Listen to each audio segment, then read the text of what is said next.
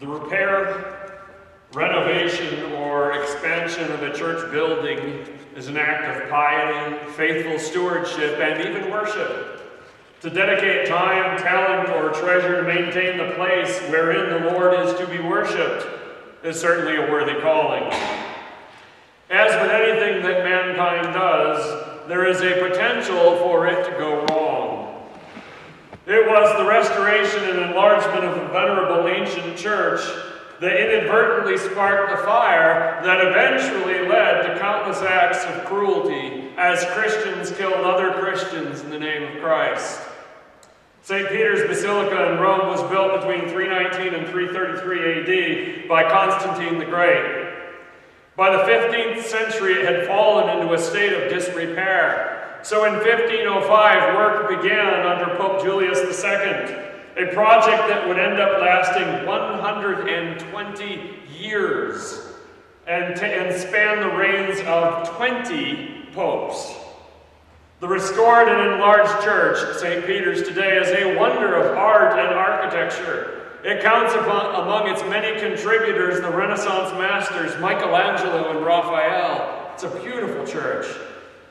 The end result is wondrous, but the cost was far higher than can be calculated, because one of the methods used early in the project to provide financing was the sale of indulgences. Indulgences are a promise of forgiveness in return for a contribution to the building project.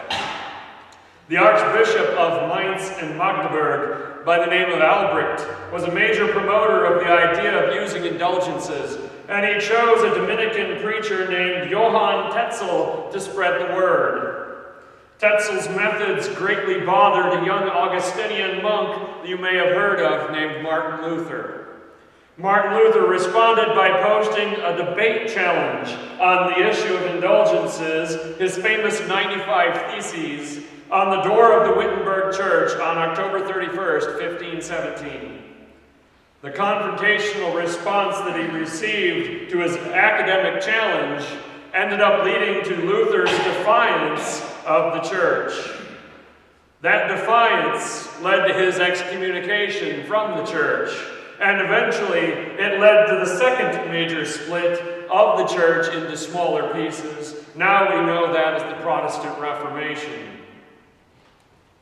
Think back to those who saw an old, venerable church building in need of loving repair. The faith they acted in saying, we need to fix this place. And at the same time, we do know that the spiritual condition of the church in the 16th century greatly needed reform. The church was in a difficult era. Those two issues came together and became embroiled in revolution and war because somebody made a foolish decision to try to fix a fundraising problem with a new idea.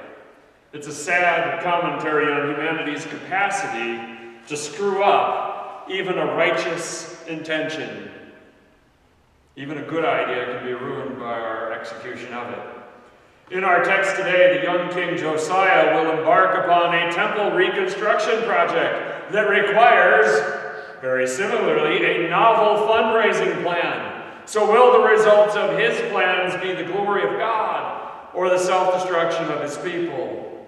Let's look then at the first 3 verses of chapter 24 of 2 Chronicles. It says this: When Joash was 7 years old, Joash was 7 years old when he became king, and he reigned in Jerusalem 40 years. His mother's name was Zibiah. She was from Beersheba. Joash did what was right in the eyes of the Lord all the years of Jehoida the priest. Jehoida chose 2 wives for him, and he had sons and daughters. We begin talking about the reign of King Joash. He was 7 when he became king. Last week we saw the climactic overthrow of the wicked queen Athaliah through the revolt planned by Joash's guardian, the priest Jehoida. Joash was only 1 year old when he was hidden away from Athaliah's executioners, and only 7 when they named him king. It must have been a crazy childhood for Joash. Consider this. His father, the former king Ahaziah, had been killed in battle about the time of his birth, so he never knew him. All of his brothers and stepbrothers had been executed by his father's widow, Athaliah, so they were all gone. All of his uncles had died when the palace was ransacked by Arab raiders who slew them after taking them captive, so all his uncles are gone. All of his great-uncles had been killed by his grandfather Jehoram, who murdered all his brothers. Think about that. Few people outside of Holocaust survivors have ever had their families so systematically wiped out. All of his brothers, all of his uncles, all of his great-uncles, all gone. Joash's family doesn't really exist anymore. For his first 7 years, his mother may have assumed that he was dead, that Athaliah had purged him. It would not have been until they proclaimed him king 7 years after hiding him that it would have been safe for her to be reunited with her son. If she was still living, we don't know.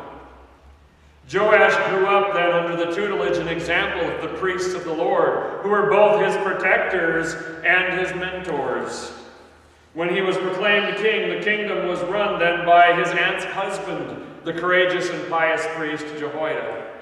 We're told that he reigned in Jerusalem for 40 years. Joash's long reign is in stark contrast with the brief and disastrous reigns of his father Ahaziah, which only lasted 1 year, his grandfather Jehoram, who lasted 8, and the recently deposed Queen Athaliah, who clung to power for 7 years. Joash is a child when he comes to the throne, so it's not surprising that he ends up having a long reign. What we do not know yet is whether or not it will be a good one. Well, we have this. Joash did what was right in the eyes of the Lord all the years of Jehoida the priest. The first half of that sentence is very encouraging. It harkens back to the faithfulness of his great-grandfather Jehoshaphat. But the second half is troubling. It hints that the end of Joash's reign will not be like the beginning. Well, this morning we're going to look at the good part, the first part of his reign. At least he starts off serving the Lord, and that clearly is in no small part thanks to the influence wielded by Jehoida. As the years went by, Joash may have grown weary of being told what to do, or he may have wanted to prove he was his own man and not a priest's puppet. But whatever it was that kept him listening to Jehoida all of Jehoida's life, it was certainly a blessing, because the nation desperately needed years where they had a God-honoring ruler. Following the 16 years of injustice and idolatry that they have undergone, they needed a good king. We're told also that Jehoida is the one that chose wives for him. When Joash came of age, Jehoida fulfilled the role that a father would have fulfilled normally by choosing brides for the king. Nothing more is said of either woman, so they must have been better choices than Athaliah was, or Jezebel, because those two women nearly destroyed 2 kingdoms, Israel and Judah, between them. So we move on to see what Joash decides to do as king, starting in verses 4 through 5. Sometime later, Joash decided to restore the temple of the Lord. He called together the priests and Levites and said to them, "Go to the towns of Judah and collect the money due annually from all Israel to repair the temple of your God. Do it now." But the Levites did not act at once. So at some point he decides he wants to restore the temple. The question that remained to be answered after Jehoida succeeded in placing Joash on the throne was, what kind of king is he going to be? He's a child now. When he grows up, what is he going to be? The desire of Joash to repair the temple didn't necessarily define his moral character or his leadership ability, but it certainly is a step in the right direction. It's not a bad sign that he wants to repair the temple. It's a good start. Not everyone who champions a church building or restoration project is doing so for pure motives. We know that. Herod the Great, of all people, rebuilt the temple in the time of Christ, and he certainly did not have good motives. But I think that those willing to invest their time or their energy or their money or their talents in service to the physical buildings of the church ought to be given the benefit of the doubt, unless they prove themselves unworthy of it. Joash, however, coincidentally enough, was raised in the temple, his hiding place until he was crowned king in his 7th year. It seems perfectly understandable that he would flaunt to use his authority as king to remedy the disrepair that occurred under previous kings. Who better to know the state of the temple than someone who lived there for 7 years? So he says, all right, go out and collect the annual tax for the repairs of the temple. And he tells them to do it now. The tax in question was instituted by Moses in conjunction with the yearly atonement performed by the high priest. It was a tax that everybody paid, rich or poor, in order to be considered an Israelite. The specific command in Exodus chapter 30 says, each one must pay the Lord a ransom for his life. So Joash isn't asking the people to give more money to make the repairs to the temple. He's simply trying to redirect some of the funds that are already coming in to this rebuilding effort. We're not told if previous kings had ever tried to do this. Did previous kings ever tell the priests, you have to use the money for this, or you need to use the money for that? We're not told that. Joash is attempting that level of control by the monarchy over the priesthood. We would expect the priests to be enthusiastic about the needs to repair the temple. It's where they work, it's where they worship. You would think they would be on board with it, and they probably were. But they understandably could have resented Joash, presuming that he could tell them what to do. And they might have realized that if they took some of the tax for the building project, then all the other things that are normally paid for by that tax are going to go unfunded. Whatever those things might be, there's going to be consequences. So they didn't do it. For whichever reason, whether resentment or simple practicality, they said, no, we're not going to do it. Joash's first attempt to repair the temple, a straightforward top-down command to designate existing funds for the project, fails because the priests are not willing to go along with it. Now, if we assume that everyone involved here, from Joash as king to the Levites as the priests of the Lord, if we assume that they all are operating with pure motives, and I think that's kind of safe, it appears that a difference of opinion about how to finance the project is stopping it before it even gets started. They can't figure out how to pay for it. So will the house of the Lord continue to be neglected because the king and the priest can't agree? Or will Joash persist and force the priest to do what he wants? Or is there a third option? Perhaps an outside-the-box way of raising the needed funds. Well, we began by talking about the colossal mess caused by the funding plan set in place for St. Peter's Basilica way back in the 16th century. That is a chain of unintended consequences that still affects the church and our world to this day. We are still feeling the effects of that decision.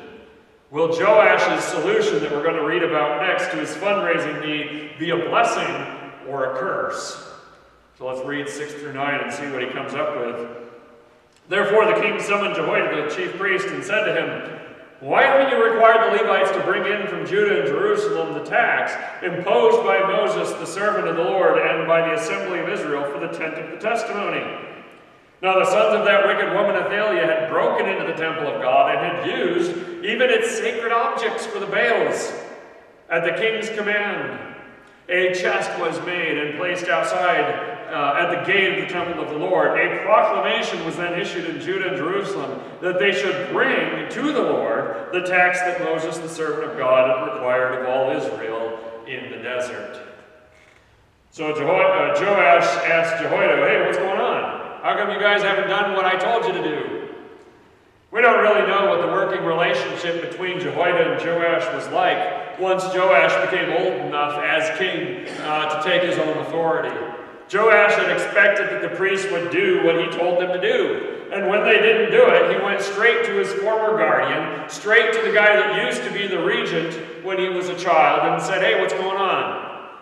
Jehoiada's answer to this inquiry is not recorded. We don't know what his response was. Nor do we know if he was on the side of the king and he said, oh, I can't get him to do it. Or if he was on the side of the priests and he said, no, it's not the right thing to do. We don't know what his stance was in this. But the priests are unwilling or unable to comply. Then we have this extra bit of information here in the middle about the sons of Athaliah taking the objects out of the temple and using them for worship in the temple of Baal. The urgency should already exist to repair the temple. The building itself needs work. This further bit of detail reminds us that not only was the temple building itself in disrepair, the items used in worship had also been stolen and then subsequently profaned by being used to worship Baal. Those sacred golden objects were created for one and only one use: the worship of the Lord. It is the only thing they were ever used for. They cannot be returned and used again. You can't just wash them and say, oh, they're fine now. Nor can they be replaced. You can't take a gold object and replace it with silver or bronze, because the law requires that they be made of that. They are holy objects for one use only, and they have been ruined. This adds a significant cost to the overall project budget, fixing not only the building, but replacing these items. So here's the plan. At the king's command, they put a chest outside at the gate of the temple of the Lord. Whether it was Joash's idea or Jehoida's to attempt an entirely new way of collecting the funds, it was the king's command that made it happen. Instead of going out to the people to collect the tax, Joash decides to have the tax paid when the people come to the temple. So how will this new setup result in more funds for the repairs? If they have the same amount of funds, it's still not going to help. Previously, Joash had asked the priest to utilize a portion of the funds that they were collecting. Said, take some of what you have coming in and use it for the repairs. This method proved to be haphazard. They couldn't set aside enough. The project never got off the ground. Now, all of the funds will be under the control of the king, so that he can ensure that the repairs are the top priority. There will also be an added bonus to this system that shows itself once the people start giving, and we'll see that when we read the next section. And then they issue a proclamation. The people are informed of the new tax collecting method and asked to comply with it. It might seem like this somewhat voluntary system of tax collection would result in lower amounts being raised. But will that be the case? I know if our IRS bill was voluntary, less of us would probably pay it. Less of us would pay all of what we're supposed to pay, and less of us would pay it on time. In this particular system, if the people don't come to the temple like they're supposed to, everybody's supposed to come to the temple every year, but if they don't come, they're not going to pay the tax. So how are we going to end up with more money if it's voluntary? Let's look at 10 through 12. All the officials and all the people brought their contributions gladly, dropping them into the chest until it was full. Whenever the chest was brought in by the Levites to the king's officials, and they saw that there was a large amount of money, the royal secretary and the officer of the chief priest would come and empty the chest and carry it back to its place. They did this regularly and collected a great amount of money. The king and Jehoida gave it to the men who carried out the work required for the temple of the Lord. They hired masons and carpenters to restore the Lord's temple, and also workers in iron and bronze to repair the temple. The people gave gladly. This is the unexpected bonus. The people are more willing to give knowing that the Lord's temple will be restored with their help. For such a worthy cause, many of them seemingly gave more than was required, and the end result was actually an increase in tax revenue and not a decrease. The people of God were happy to give when they believed that the money was going to be well spent.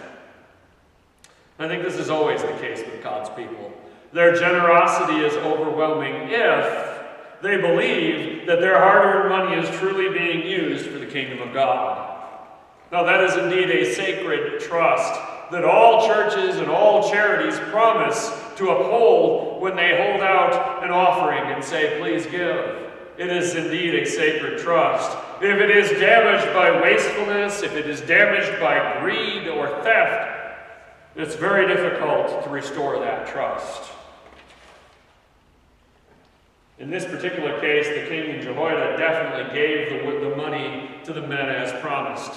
Joash and Jehoida proved themselves worthy of the trust of the people. The people had shown themselves generous, and they were worthy of the trust because they ensured that the money was spent on the same thing that it was collected for.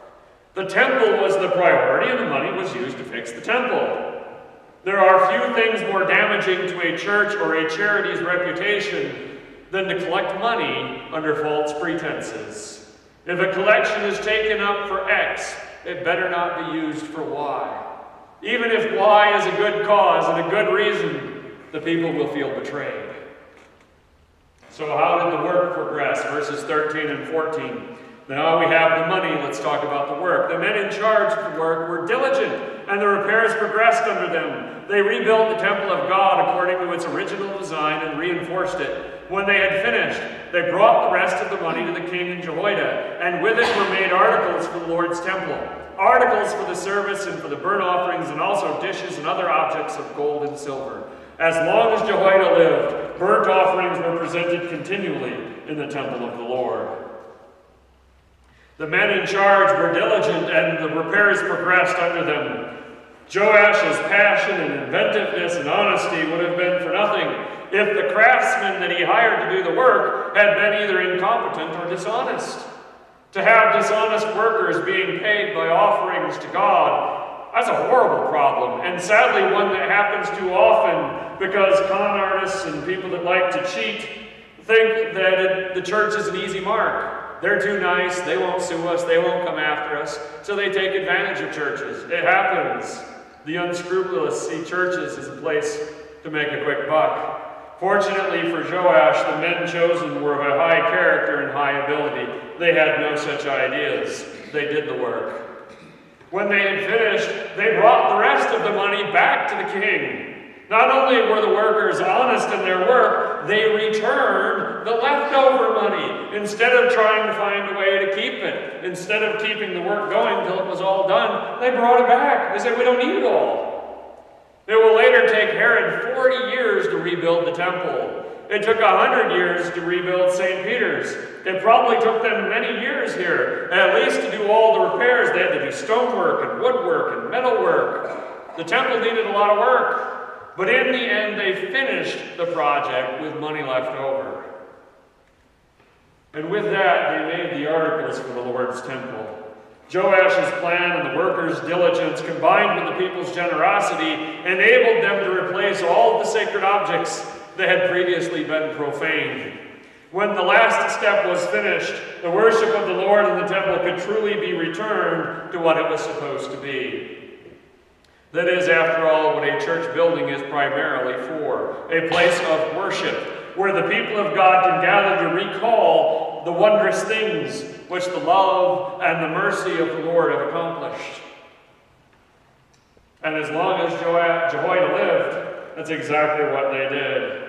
For at least the rest of Jehoida's life, the newly refurbished temple operated as it was intended.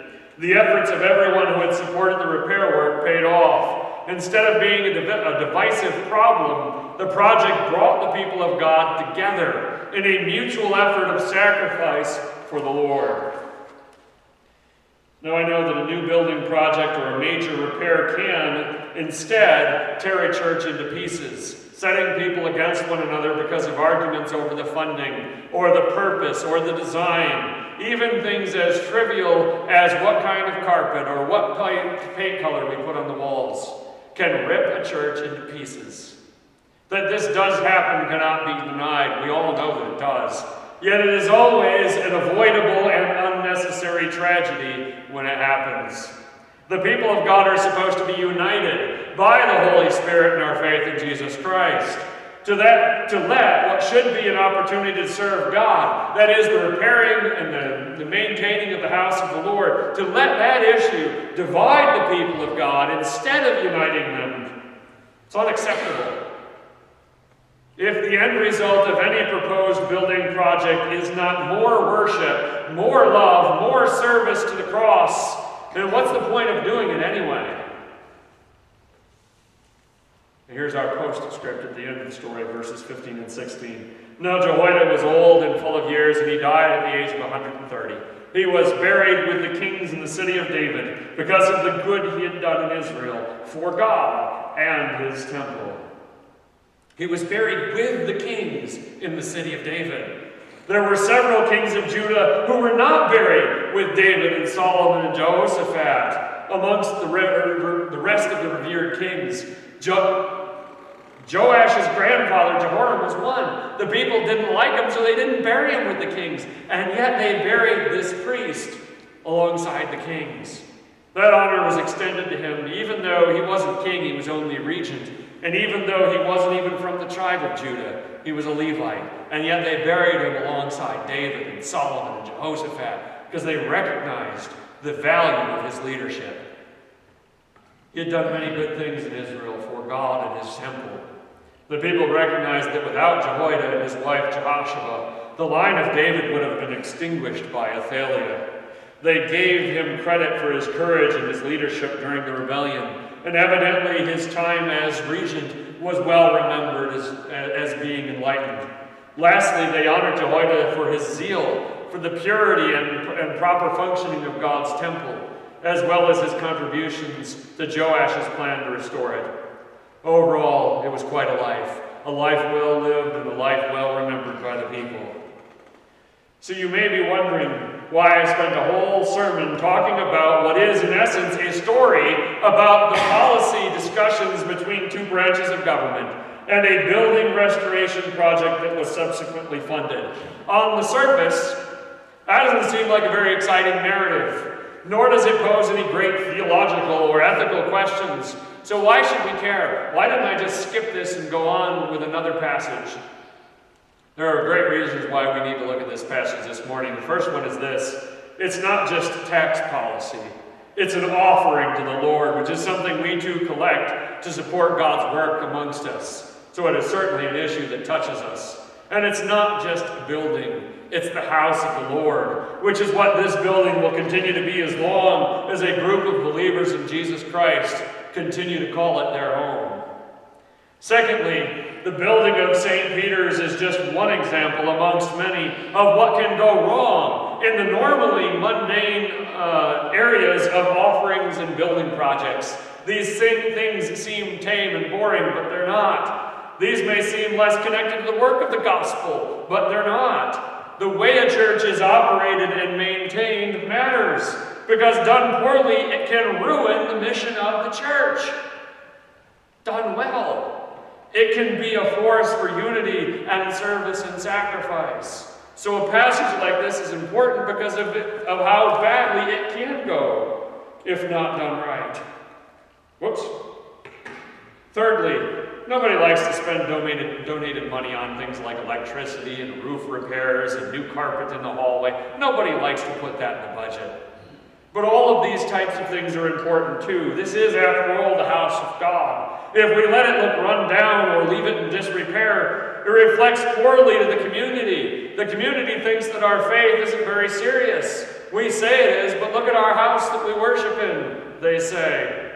No matter how humble or how grandiose a place of worship is that is utilized by a church, even if they're using a storefront in a mini mall, it needs to be lovingly maintained. Fourthly, the work that people do to maintain or beautify the house of the Lord is valuable work. Whether it is our own custodial or maintenance personnel who do it, whether it be Dick or Gary or John or Ross, or outside companies that we bring in to do the things like electrical or plumbing or the roof, or even those of us who have volunteered our time over the years. And I have a short partial list. This is only the tip of the iceberg. Like when Steve and Brenda took charge of fixing those front steps, or Lee, Bill, and Carl working on those new railings down in the basement, or John and Dave and Lee and others in the parsonage kitchen, or the ladies that decorate the church for Christmas, or Marilyn or Donna who come in and bring flowers every time for communion. I could go on, and we could go back in the history of the church and name everybody who has given their time to beautify and maintain and repair this building. Over decades, they have given an offering to God. All of that matters. All of it needs to be remembered and honored. And as the church pastor, I thank you sincerely for your efforts to maintain this building and beautify it. It is worthwhile. It is appreciated. Lastly, I want to end with this. Take a look around. Look up at those murals. Look back at those stained glass windows. Look at that beautiful woodwork woodworking we have in here. We worship in an amazing church. This building is a legacy of the dedication of our ancestors in the faith. Men and women who cared a great deal about building a church that was physically as beautiful as the grace and the love and the faith that would fill it.